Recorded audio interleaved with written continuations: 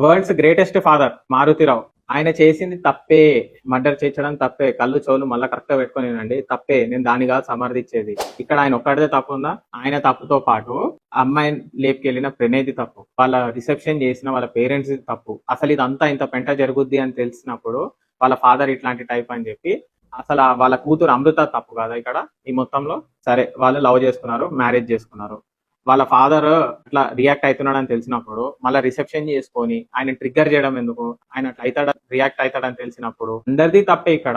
ఎవరిది తప్పు కాదన్నట్లు. అందులో పెద్ద తప్పు ఏంటంటే ఈయన మర్డర్ చేయించడం. ఈ మొత్తంలో ఎవరు బాగుపడ్డారు, ఎవరు బాధపడ్డారు? అందరూ బాధపడ్డారు. ప్రణయ్ వాళ్ళ పేరెంట్స్ బాధపడుతున్నారు కొడుకు చనిపోయినందుకు. అమృత వాళ్ళ అమ్మ బాధపడుతుంది నాన్న చనిపోయినందుకు. ఇప్పుడు అమృత బాధపడాలి, ఎందుకంటే కొడుక్కి తండ్రి లేకుండా పోయాడు కాబట్టి.